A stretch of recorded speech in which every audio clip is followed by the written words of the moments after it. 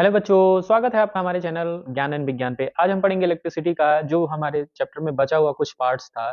जैसे हमने वैद्युत सामर्थ्य एवं शक्ति, ये टॉपिक हमें छूट रहा था जो कि बहुत ही इंपॉर्टेंट है। तो हम इस क्लास में इन सभी छूटे हुए छोटे छोटे टॉपिक को पढ़ेंगे तथा इसमें हम जो भी इस चैप्टर इलेक्ट्रॉनिक्स से जितने भी बोर्ड्स में पूछे गए न्यूमेरिकल्स हैं उन सभी न्यूमेरिकल्स को भी हम सॉल्व करेंगे। ठीक है, तो जल्दी से कॉपी पेन उठा लीजिए और न्यूमेरिकल्स भी इस चैप्टर्स में लगाए जाएंगे।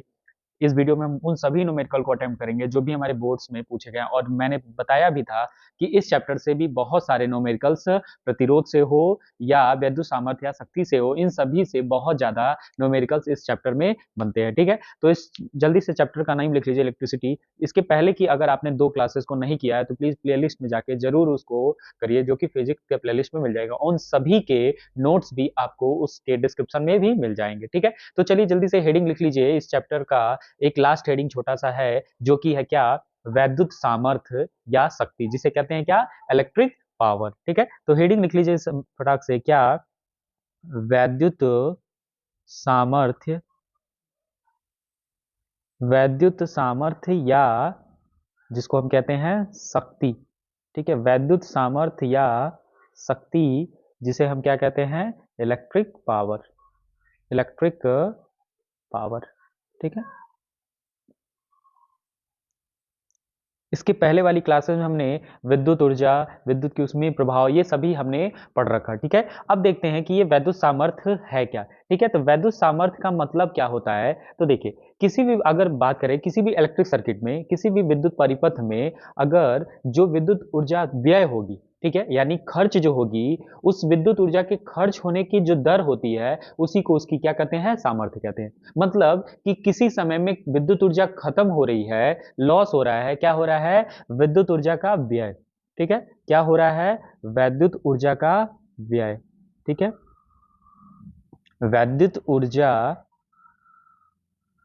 वैद्युत ऊर्जा का अगर व्यय होता है, विद्युत ऊर्जा का व्यय, ठीक है, क्या, व्यय अगर हो रहा है किसी समय, किस समय पे, तो किसी समय पे विद्युत ऊर्जा का अगर व्यय हो रहा है किसी समय में, किसी समय में, और क्या, किसी दर से।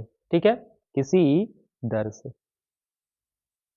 ठीक है, दर से यानी रेट से। ठीक है, अगर किसी विद्युत परिपथ में वैद्युत ऊर्जा का किसी समय में क्या हो रहा है, व्यय हो रहा है। ठीक है, ठीक है, यानी वो खर्च हो रहा है, तो उसी को उस वैद्युत का, उस परिपथ का क्या कहते हैं, वैद्युत सामर्थ्य कहते हैं। यानी अगर इसकी डिफिनीशन लिखें तो क्या लिख सकते हैं, तो लिख सकते हैं, अगर किसी परिपथ में, किसी परिपथ में यानी इलेक्ट्रिक सर्किट में यानी विद्युत परिपथ में, किसी विद्युत परिपथ, किसी विद्युत परिपथ में वैद्युत ऊर्जा, किसकी, वैद्युत ऊर्जा, वैद्युत ऊर्जा के खर्च होने या व्यय होने की घटना को, या व्यय होने के दर को, व्यय होने, व्यय होने के दर को हम क्या कहते हैं, वैद्युत सामर्थ्य कहते हैं। दर को क्या कहते हैं, वैद्युत शक्ति या सामर्थ्य कहते हैं, वैद्युत शक्ति या सामर्थ्य कहते हैं। ठीक है, वैद्युत शक्ति या सामर्थ्य कहते हैं। ठीक है,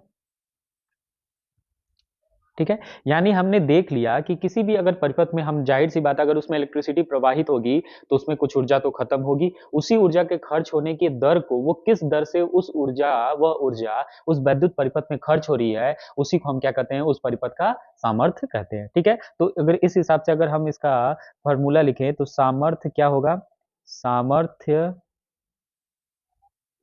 इज इक्वल टू क्या होगा, क्या खर्च हो रही है, ऊर्जा। ठीक है, और दर को क्या कहते हैं, समय।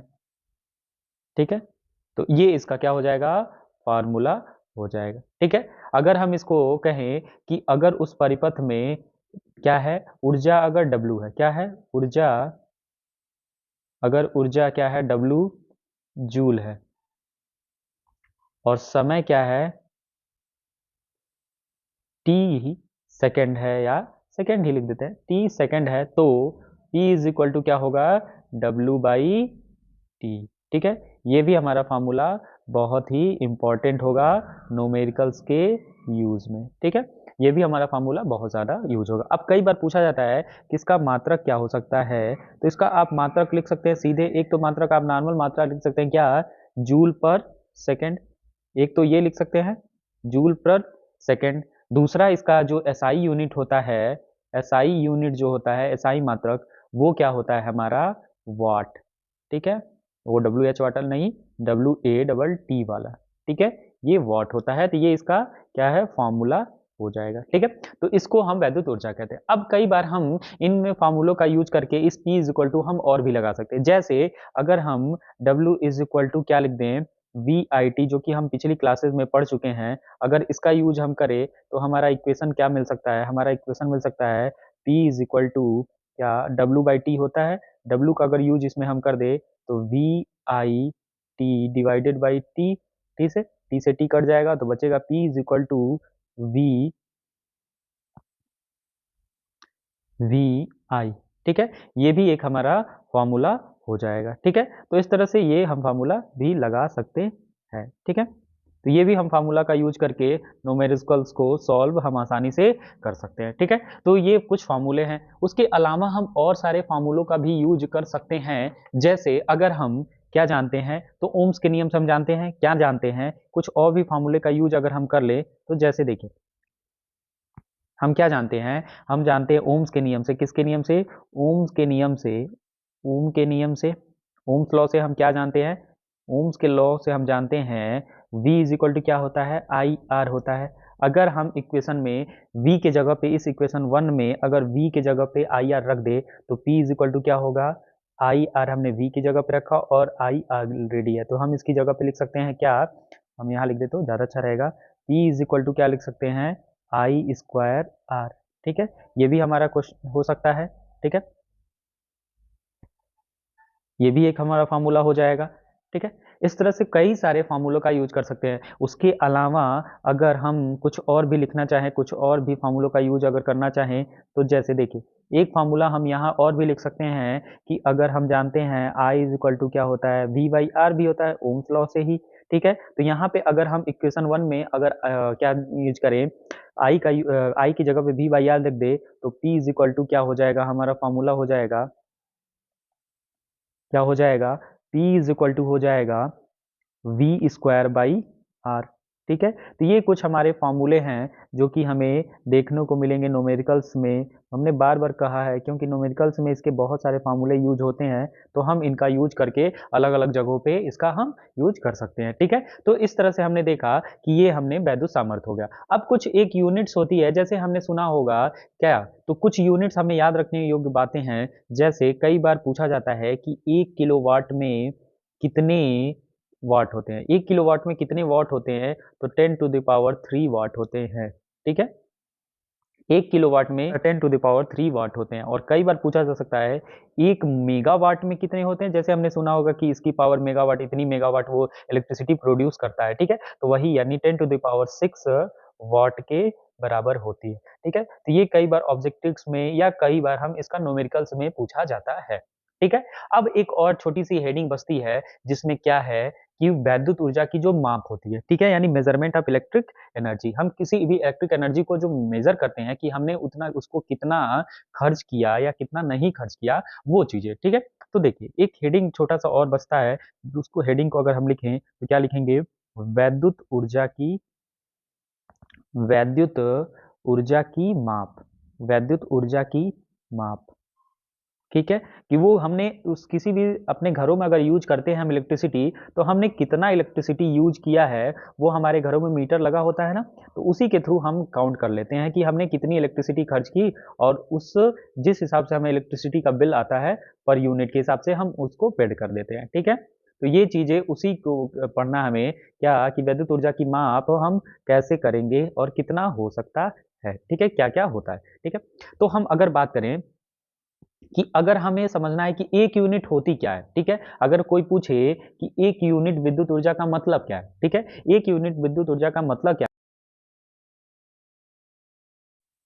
है, एक यूनिट वह वैद्युत ऊर्जा है, कौन सी ऊर्जा है, क्योंकि विद्युत से मिला है, तो वह वैद्युत ऊर्जा है, कौन सी ऊर्जा है, वह वैद्युत ऊर्जा है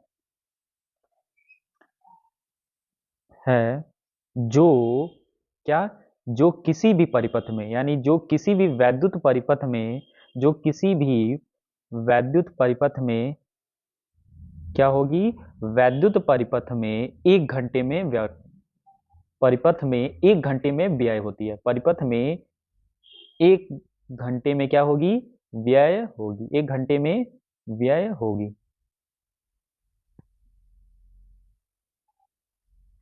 ठीक है, 1 घंटे में क्या होगी, व्यय हो जाएगी। ठीक है, तो उस जो ऊर्जा होगी उसी ऊर्जा को हम क्या कहेंगे, 1 यूनिट कहेंगे कि उसमें 1 यूनिट खर्च होगी। लेकिन कब, जब परिपथ की जो शक्ति होगी वो 1 किलोवाट होगी। कब, जब परिपथ की जो शक्ति है यानी सामर्थ्य है, जो परिपथ का सामर्थ्य है, परिपथ का सामर्थ्य या शक्ति, सामर्थ्य या शक्ति की बात करें, कितना होना चाहिए, 1 किलोवाट होना चाहिए। ठीक है, सामर्थ्य 1 किलोवाट हो। ठीक है, यानी हम कह सकते हैं 1 यूनिट वह विद्युत ऊर्जा की मात्रा है कि जो कि किसी परिपथ में 1 घंटे में व्यय होती है, तब जब उस परिपथ का जो पावर या शक्ति या सामर्थ्य है वो कितना है, 1 किलोवाट हो। या क्या समझे कि किसी भी वैद्युत परिपथ में, वैद्युत परिपथ की सामर्थ्य अगर 1 किलोवाट है तो उसमें जो 1 घंटे में जितनी ऊर्जा व्यय होगी वो ऊर्जा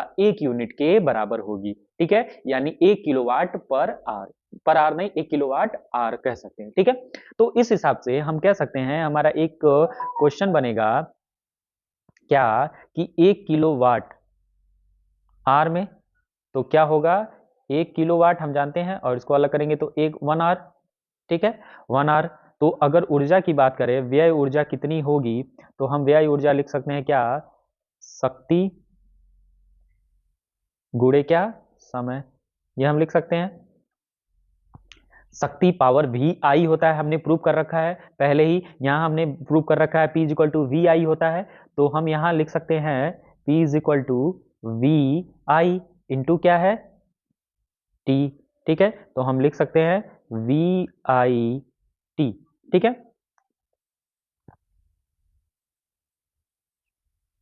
और ये हमारा क्या है, वाट घंटा है। किस में आ रहा है ये, वाट घंटे में आ रहा है। ठीक है, ये वाट घंटा है। ठीक है,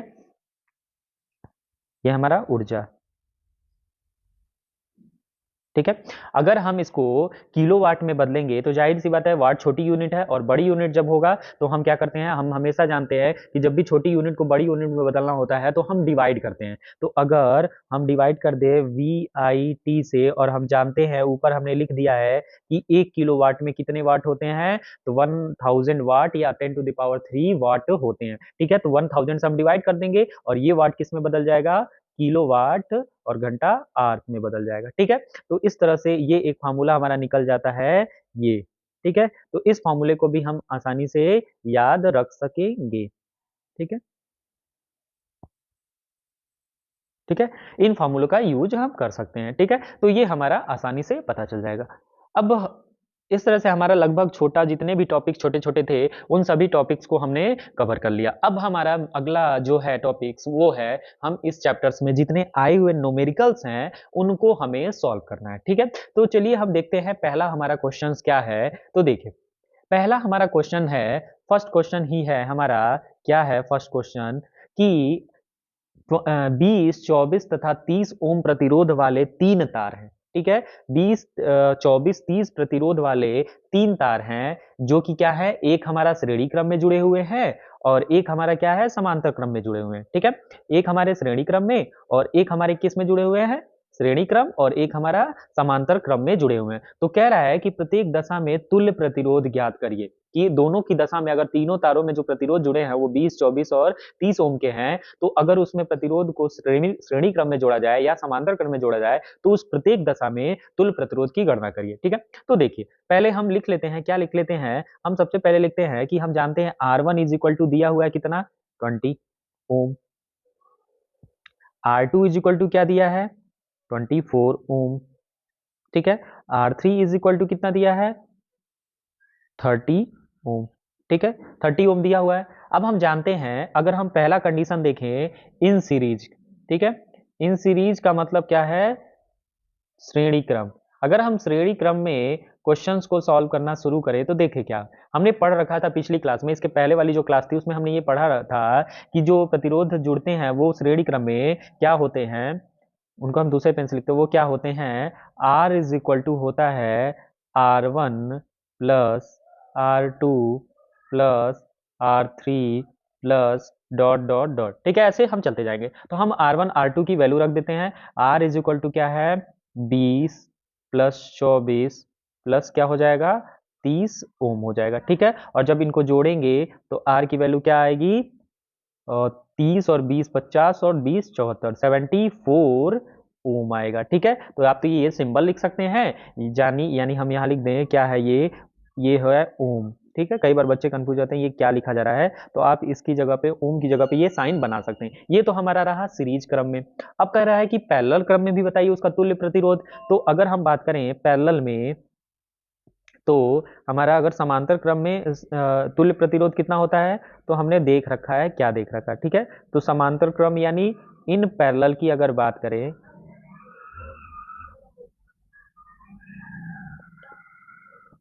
तो इन पैरेलल की अगर हम बात करें,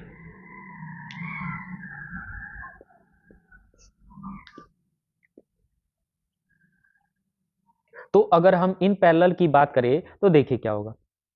तो अगर हम इन पैरेलल की बात करेंगे तो 1/r इज इक्वल टू होता है तुल्य प्रतिरोध इसका 1/r1 plus 1/r2 plus 1/r3 plus और डॉट डॉट जितना भी आगे हमारे प्रतिरोध रहेंगे वो हमारे जुड़ जाएंगे। ठीक है, तो देखिए अगर हम इसकी वैल्यू पुट करें तो क्या हो जाएगा, 1/20 प्लस 1/24 प्लस 1/30।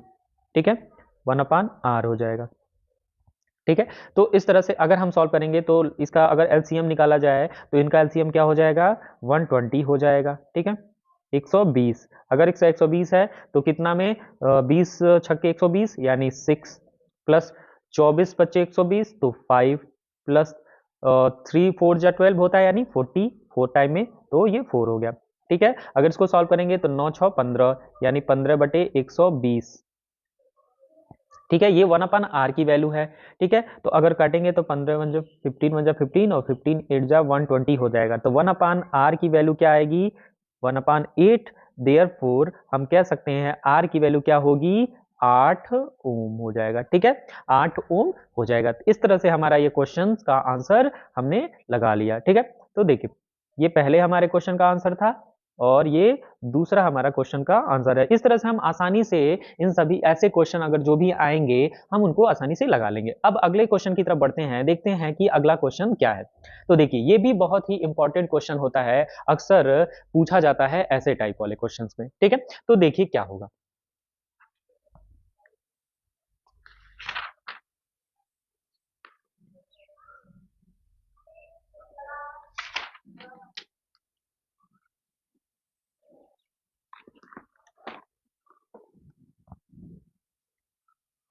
देखिए कह रहा है कि समान लंबाई के एक ही पदार्थ के दो तारों की त्रिज्या का अनुपात क्या दिया है, 2:3 यानी 2:3 है। यदि पहले तार का प्रतिरोध 4.5 ओम हो तो दूसरे तार का प्रतिरोध बताइए। ठीक है, दूसरे तार का प्रतिरोध पूछ रहा है। ठीक है, दो देखिए अगर हम जानते हैं, हमने पढ़ रखा था विशिष्ट प्रतिरोध के लिए फॉर्मूला क्या पढ़ रखा था, तो हमने पढ़ रखा था क्या होता है, R इज इक्वल टू हमने पढ़ रखा है रो L/A, ये हमने पढ़ रखा है। ठीक है, ये फॉर्मूला हमने क्या रखा है, पढ़ रखा है।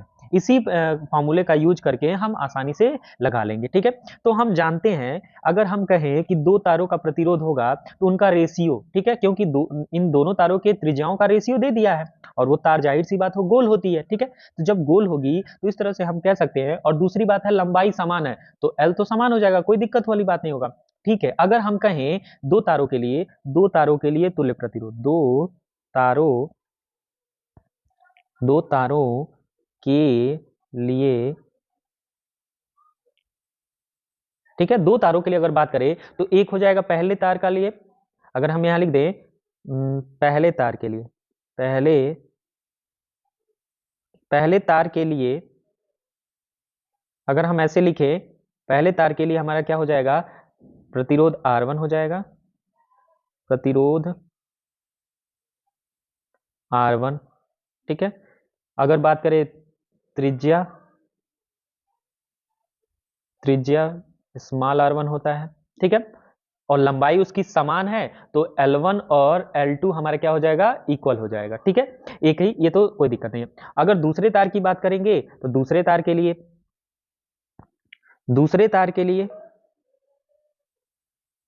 दूसरे तार के लिए हम क्या लिख देंगे, इसका प्रतिरोध क्या होगा, प्रतिरोध R2 हो जाएगा, और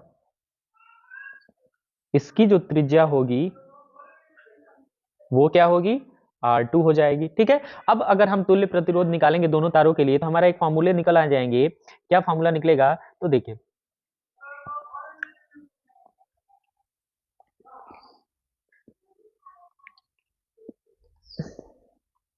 तो देखिए हमारा फॉर्मूला क्या निकलेगा, R1 upon R2 is equal to, हम जानते हैं ऊपर फॉर्मूला लिख दिया है, तो रो L बाई A1 और रो L बाई A2, ठीक है, ये दोनों कट जाएंगे, ठीक है, यानी हमारा अगर सॉल्व करेंगे तो ये हमारा क्या निकल के आ जाएगा, R1 अपान R2, ठीक है। और देखिए अगर हम इंडिविजुअली लिखें तो हमारे पास क्वेश्चन क्या बच रहा है, हमारे पास बच रहा है 1/A1/1/A2, ऐसा हमारा इक्वेशन बच रहा है, तो A2 ऊपर चला जाएगा और A1 नीचे आ जाएगा, ठीक है, तो उसी के हिसाब से हम लिख सकते हैं A2 डिवाइडेड बाई A1, ठीक है।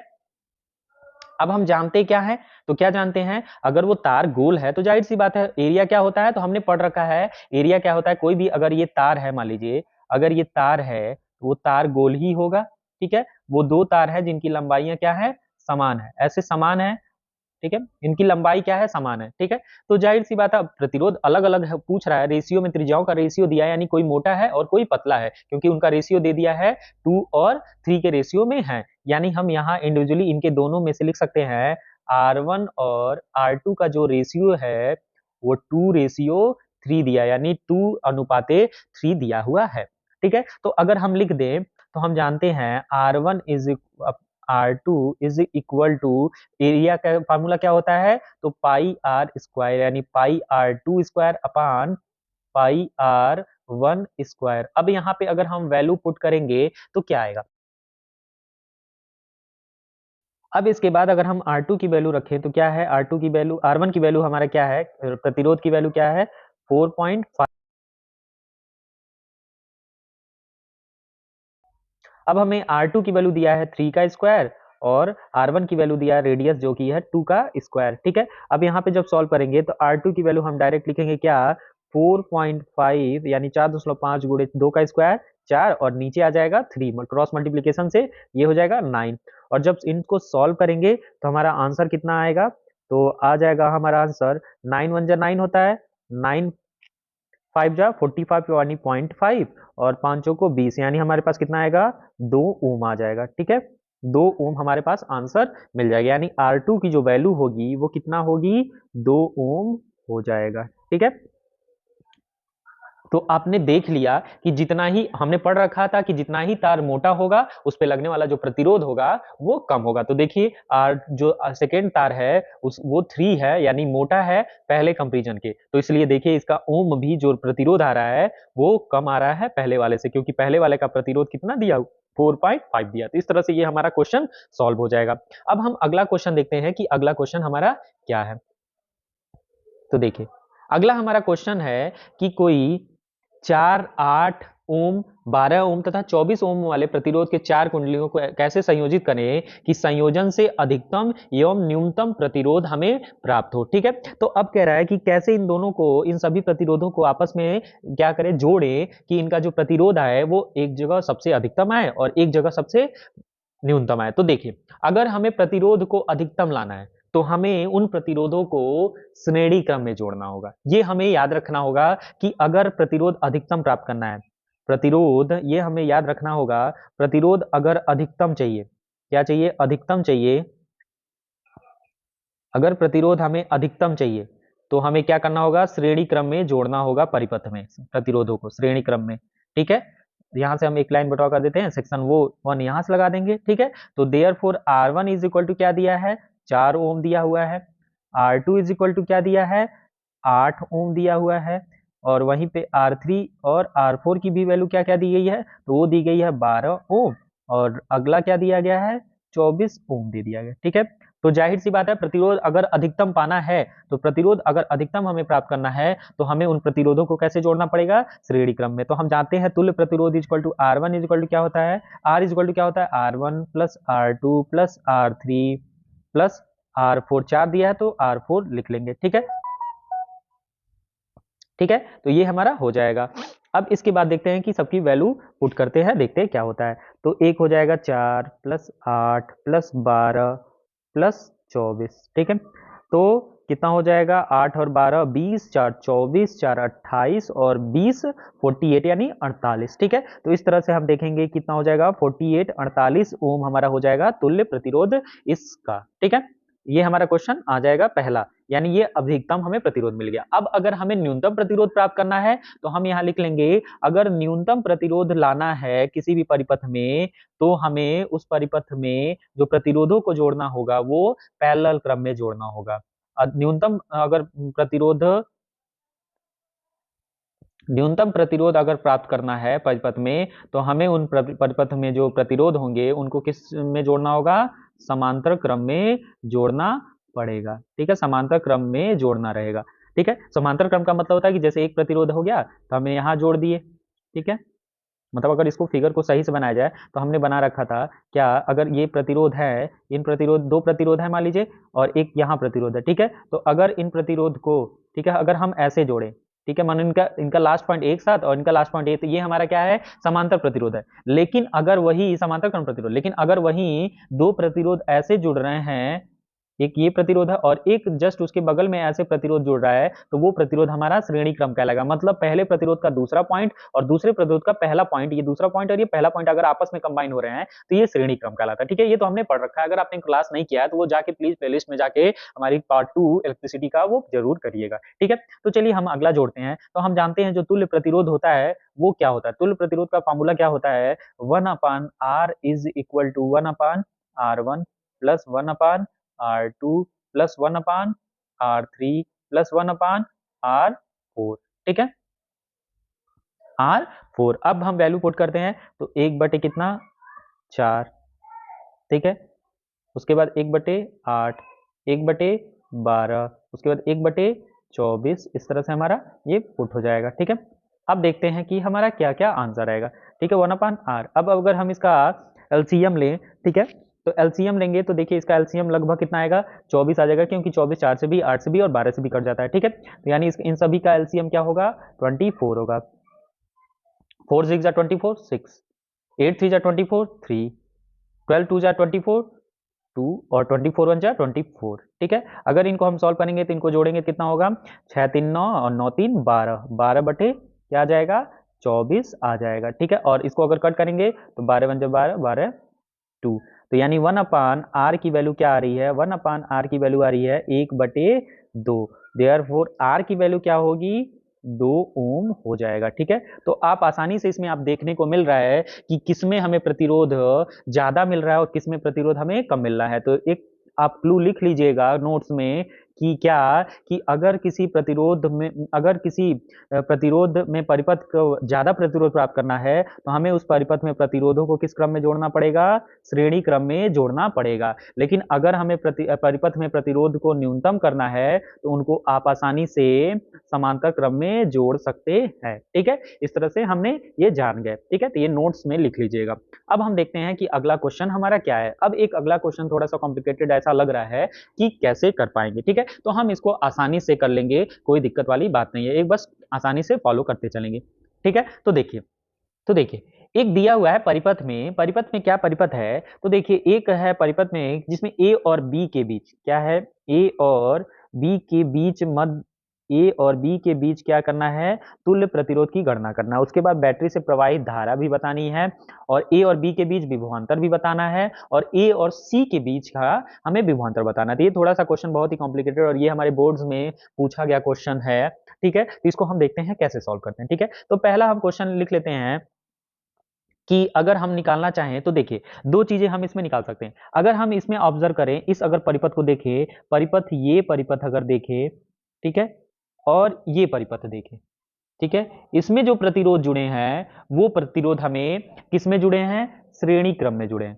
किस में जुड़े हैं, श्रेणी क्रम में जुड़े हैं, ठीक है। यानी श्रेणी क्रम में कैसे, इसका पहला पॉइंट, इसका दूसरा पॉइंट, इस प्रतिरोध का पहला पॉइंट और इस प्रतिरोध का दूसरा पॉइंट, ठीक है। तो यानी हम जान गए आसानी से कि ये कैसे जुड़े हैं, ये हमारे प्रतिरोध श्रेणी क्रम में जुड़े हुए हैं, ठीक है। तो अगर इनसे हम तुल्य प्रतिरोध निकालना चाहेंगे तो हमारा क्या प्रतिरोध आएगा, एक ऐसा प्रतिरोध बनेगा, सिंगल प्रतिरोध बन जाएगा।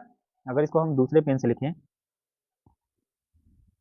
ठीक है, अगर इसका तुल्य प्रतिरोध निकालेंगे तो यही बनेगा, ठीक है, मतलब एक तुल्य प्रतिरोध इनका हम निकाल दें तो ये हो जाएगा, यानी ये दोनों कंबाइन होके एक हमारा यहाँ नया प्रतिरोध बनाएगा, और वो कितने का बनाएगा, तो वो 4 ओम का ही बनाएगा। तो जैसे हम लिखते हैं, अगर ए और ए सी, ठीक है, हमारा ए सी व बी सी के बीच का प्रतिरोध कितना होगा, ठीक है, तो ये हमारे श्रेणी क्रम में जुड़े हुए हैं, श्रेणी क्रम में जुड़े हैं, तो अगर इसको हम R1 मान ले तो R1 यानी 2 प्लस 2 इज इक्वल टू क्या हो जाएगा, 4 ओम हो जाएगा।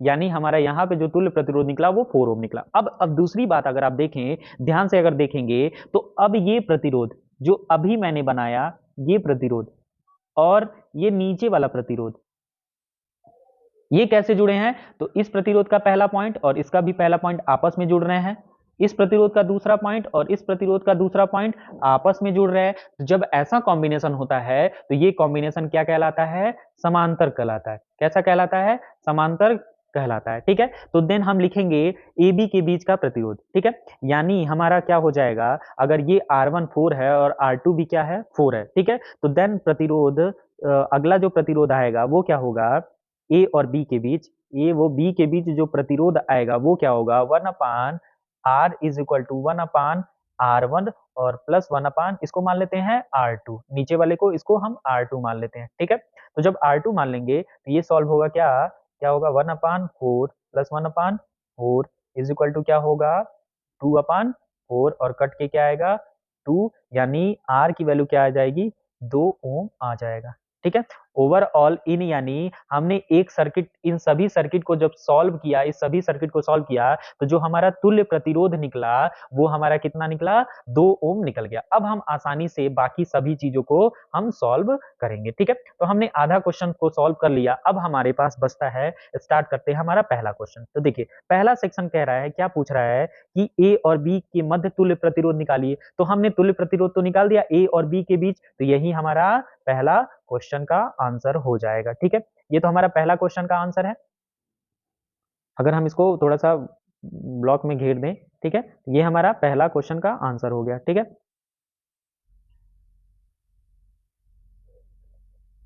अब हम दूसरा क्वेश्चन देखते हैं, दूसरा क्वेश्चन का आंसर क्या पूछ रहा है, दूसरा पूछ रहा है कि बैटरी में प्रवाहित, बैटरी से जो प्रवाहित वैद्युत धारा है उसकी गणना करिए। तो हम I इज इक्वल टू क्या जानते हैं, V बाई आर, ठीक है, V बाई आर, और यहाँ पे वोल्टेज हमारा 2 दे दिया हुआ है, ठीक है, यहाँ पे हमारा V दे दिया है 2, ठीक है, तो 2 बटे आर की वैल्यू हमने निकाला 2, तो यहाँ से कितना आ जाएगा, 1 एम्पियर, ठीक है, 1 एम्पियर हमारा ये दूसरा क्वेश्चन आ गया, ठीक है, ये हमारा दूसरा क्वेश्चन हमारा आ गया, ठीक है, ठीक है, ये हमारा I इज इक्वल टू दूसरा क्वेश्चन हमारा आंसर आ गया। तीसरा क्वेश्चन क्या पूछ रहा है, तीसरा क्वेश्चन पूछ रहा है कि वो पूछ रहा है कि ए और बी के मध्य विभवांतर बताइए, ए और बी के मध्य विभवांतर बताइए, ठीक है। तो अगर हम जोड़े तो सेल का विभवांतर 2 ही है, तो भाई समांतर क्रम में हम जानते हैं प्रतिरोधों में अगर कोई भी दो प्रतिरोध समांतर क्रम में जुड़े हुए हैं किसी परिपथ में, तो उन सभी प्रतिरोधों में जो विभव होगा, विभवांतर होगा वो समान होगा, लेकिन धारा क्या होगी, अलग अलग होगी, क्योंकि एक धारा यहाँ चली जाएगी और एक धारा यहाँ चली जाएगी, ठीक है। तो इस तरह से हम कह सकते हैं उनके बीच जो विभवांतर होगा वो समान होगा। यानी हम यहाँ लिख के अगर ऐसे लिखेंगे कि यदि परिपथ में, क्या यदि परिपथ में प्रतिरोध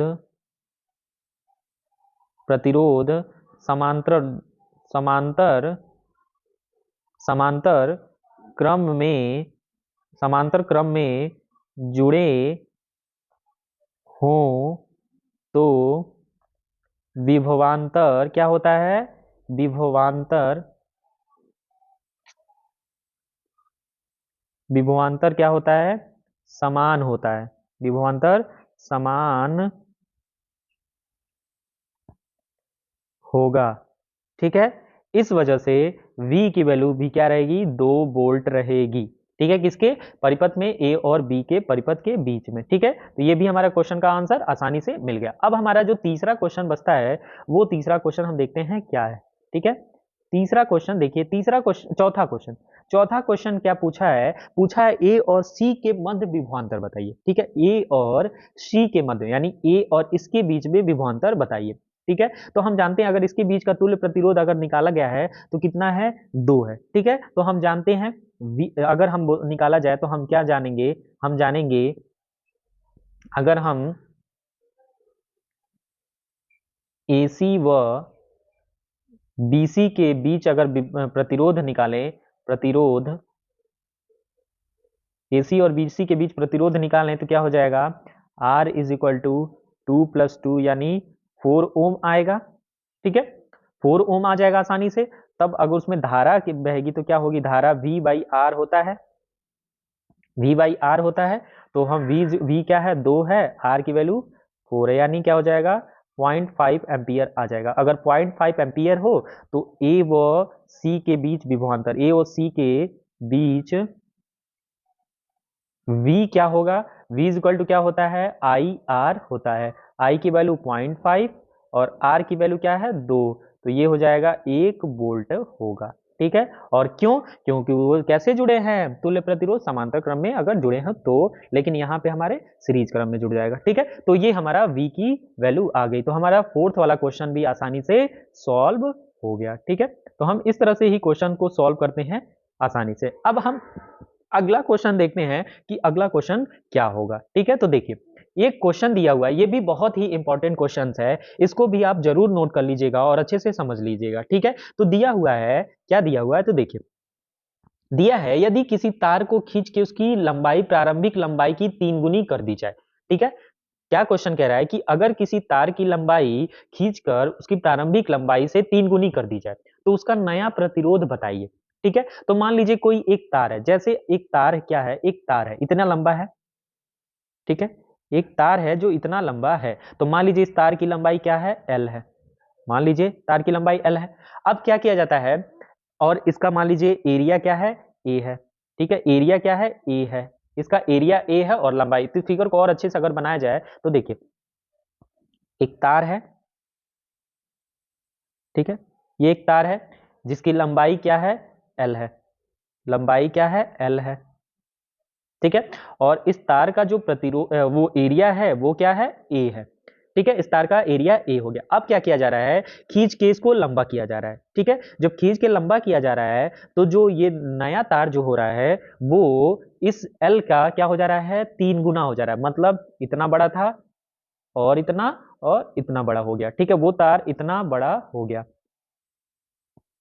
ठीक है, वो तार इतना बड़ा हो गया, यानी मतलब इतना और इतना, यल एल और एल, यानी कितना हो गया, 3L हो जाएगा। ठीक है, ऐसा हम समझ लेते हैं, फिगर में ऐसा ये कहा है। तो बोल रहा है उसका प्रतिरोध बताइए, तो मान लीजिए इसका प्रतिरोध अगर R1 है तो इसका प्रतिरोध क्या हो जाएगा, R2 हो जाएगा। अब एक चीज सोचने वाली बात है, क्या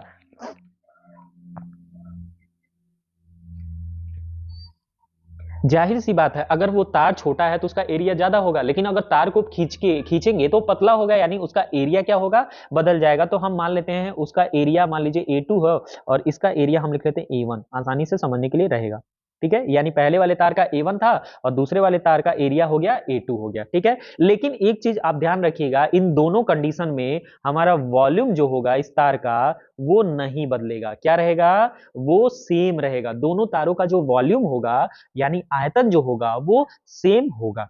ठीक है, इस तरह से हम कह सकते हैं, हम जानते हैं लंबा आयतन क्या होता है, लंबाई गुणे चौड़ाई गुणे ऊंचाई। एरिया इज इक्वल टू क्या होता है, हम पढ़े अगर थोड़ा सा मैथ देखा जाए तो क्या होता है, L इंटू बी होता है, और एक L और जोड़ा कर देंगे तो किस में बदल जाएगा, वॉल्यूम में बदल जाएगा। ठीक है, इस तरह से हम कह दें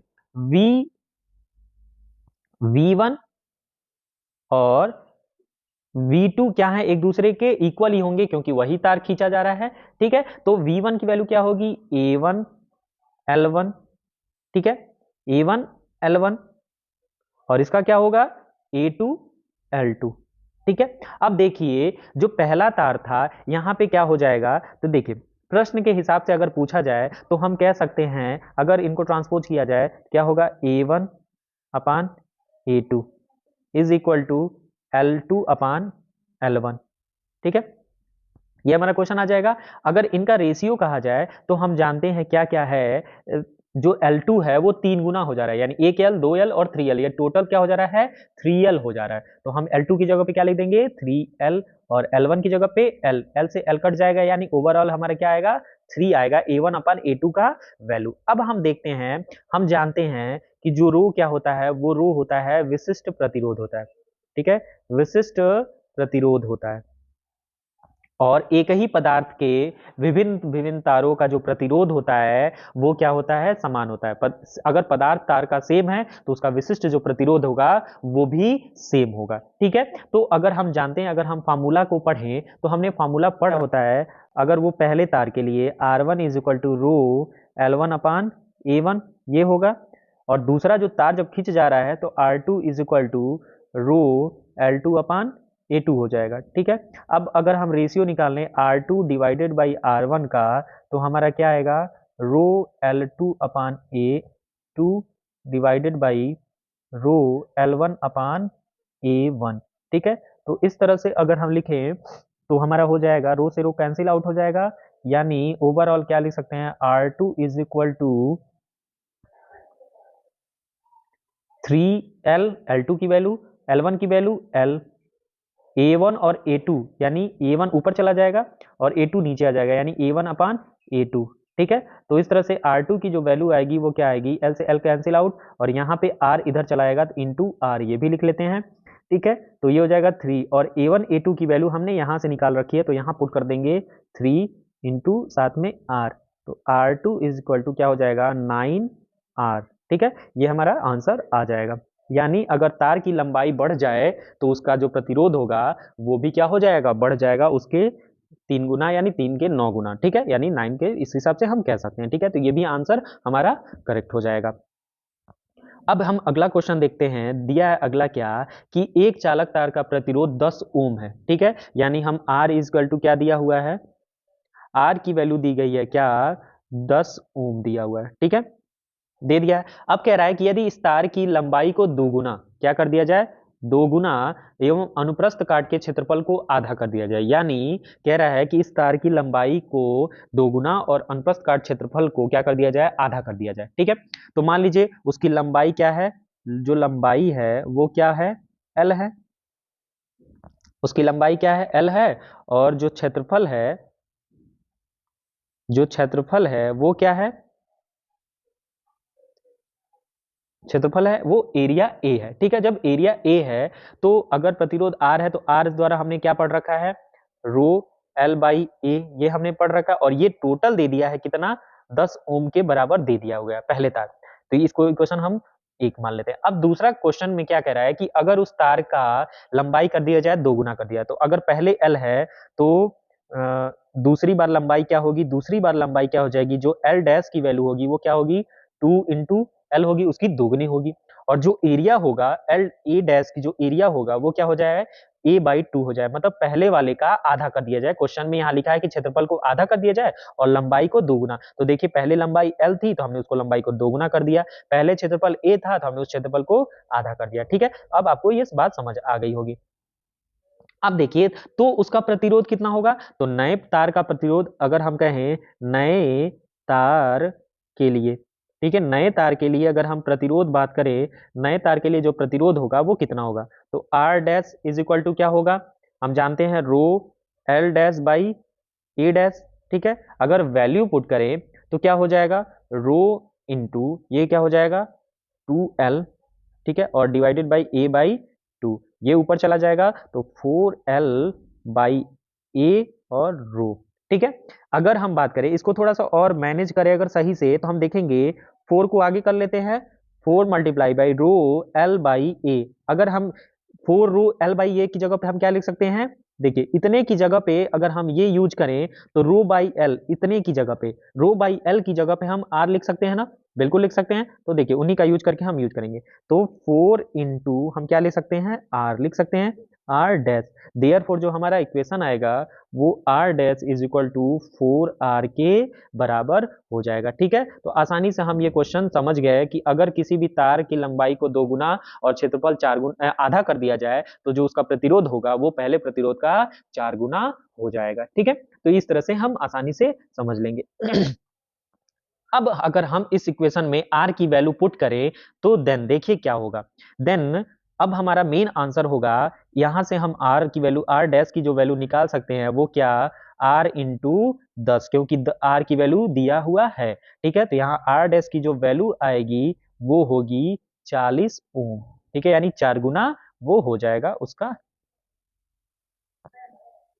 प्रतिरोध 4 गुना हो जाएगा। ठीक है, तो ये हमारा आंसर आ गया फाइनल। ठीक है, ये चीज है। अगर मान लीजिए हमारा ये प्रतिरोध 10 नहीं दिया होता तब हमारा यहीं पे क्वेश्चन सही हो जाता। ठीक है, मतलब सही क्या, हम यहीं पे क्वेश्चन को रोक लेते, लेकिन हमें चूंकि दे दिया है तो इसलिए हमें आगे सॉल्व कर लेंगे। ठीक है, अब हम देखते हैं अगला क्वेश्चन क्या है। ये लास्ट क्वेश्चन है हमारे इस चैप्टर में, कुछ इंपॉर्टेंट सीरीज में दिया है कि किसी परिपथ में 5 एम्पियर की धारा 8 सेकेंड तक प्रवाहित की जाती है। ठीक है, तो हम देख लेते हैं क्या दिया है। तो हम सबसे पहले लिख लेते हैं आई इज इक्वल टू क्या दिया है, 5 एम्पियर।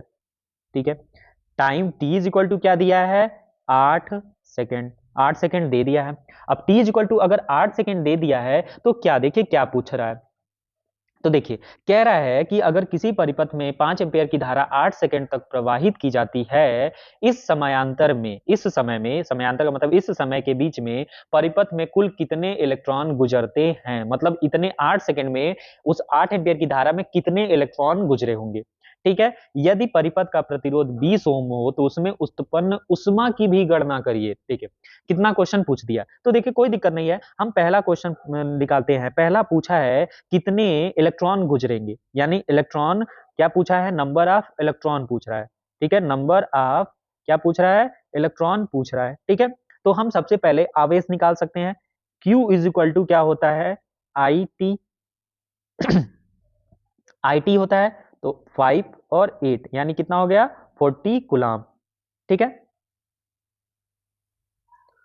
40 कुलाम आ गया Q की वैल्यू। अब हम जानते हैं एक इलेक्ट्रॉन पे जो आवेश होता है वो कितना होता है, क्या होता है, तो 1.6 into 10 to the power minus 19। ठीक है, 19 कुलाम होता है। ठीक है, ये हम जानते हैं, ये तो हमने पढ़ रखा है काफी पहले। ठीक है, तो देखिए अगर हम बात करें Q इज इक्वल टू, एक और फॉर्मूला हम जानते हैं क्या होता है, Ne। ठीक है, तो N की वैल्यू पूछा है, नंबर ऑफ इलेक्ट्रॉन पूछा है, तो N की वैल्यू क्या होगी, N is equal to Q by E। ठीक है, और हम Q की वैल्यू रखते हैं 440, और इसकी E की वैल्यू क्या है, इलेक्ट्रॉन पे, एक इलेक्ट्रॉन पे आवेश कितना है, 10 to the power 1.6 into 10 to the power minus 19। ये माइनस 19 ऊपर जाएगा तो हम n इजकल टू क्या लिख देंगे, 40 into 10 to the power plus 19। हमने एक्सपोनेंट में, पावर एक्सपोनेंट में हमने पढ़ रखा है ऐसा, और नीचे हमारा क्या है 1.6। ठीक है, अब देखिए अगर इसको हम सॉल्व करें तो सॉल्व करेंगे तो एक अगर पॉइंट हटाना चाहें तो पॉइंट हटाएंगे तो क्या आएगा, हमारा पॉइंट हटते ही क्या हो जाएगा, इधर 400 हो जाएगा और ये 402 में बदल जाएगा। ठीक है, तो अगर हम ये लिखें 40 इंटू 20, ठीक है, पावर बढ़ा सकते हैं, कोई दिक्कत वाली बात नहीं। और यहाँ 16, क्योंकि अगर एक डेसिमल है हटाना है तो ऊपर नीचे 10 से मल्टीप्लाई कर देंगे, और 10 जब यहाँ होगा तो यहाँ जुड़ जाएगा, क्योंकि हमने पढ़ा था 10 टू द पावर 19 और इंटू 10 टू द पावर 1 यहाँ है, तो जब बेस सेम हो तो पावर क्या हो जाते हैं, ऐड हो जाते हैं, यानी हो जाएगा 10 टू द पावर 20। ये हमने पढ़ रखा है। ठीक है, तो ये ज्यादा हमें जाने वाली बात नहीं है।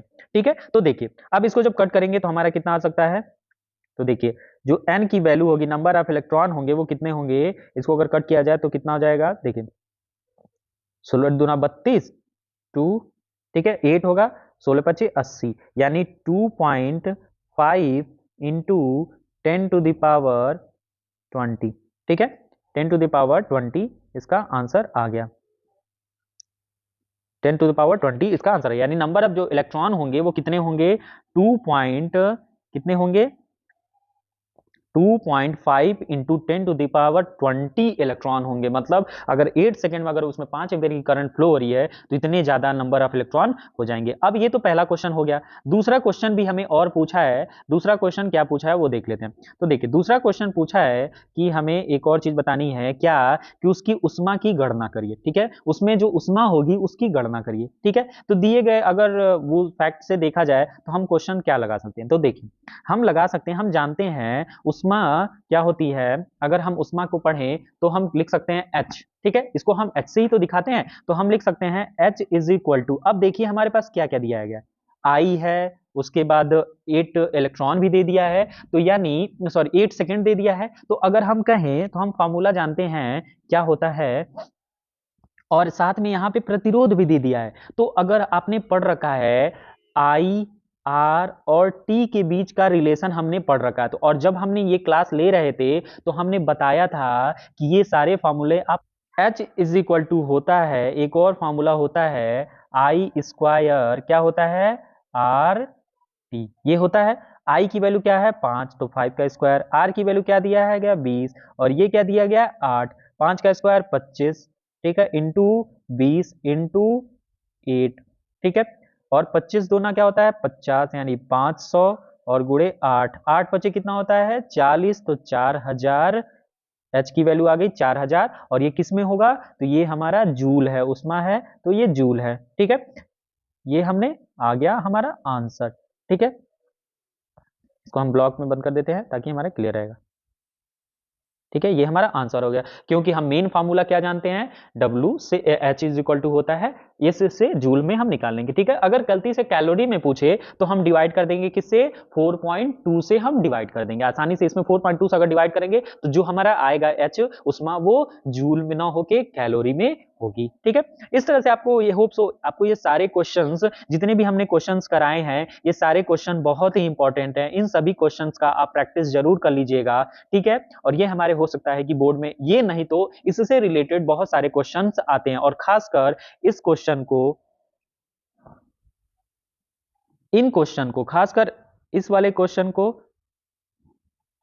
ठीक है, और ये वाले क्वेश्चन, फिर और ये क्वेश्चन, ये तीनों क्वेश्चन हमारे सिलेबस में, हमारे एग्जाम में बहुत ही पूछे जाते हैं। ठीक है, तो इन तीनों क्वेश्चंस को आप अच्छे से पढ़ रखिएगा। ठीक है, होप सो आपको ये वीडियो बहुत अच्छी लगी होगी। अगर आपको ये वीडियो अच्छी लगी है तो प्लीज इस वीडियो को लाइक करिएगा, सब्सक्राइब करिएगा, और ज्यादा से ज्यादा बच्चों के पास शेयर भी करिएगा। तब तक के लिए हंसते रहिए, मुस्कुराते रहिए। मिलते हैं इसी तरह के कुछ और भी नॉलेजफुल वीडियो के साथ। तब तक के लिए जय हिंद, जय भारत।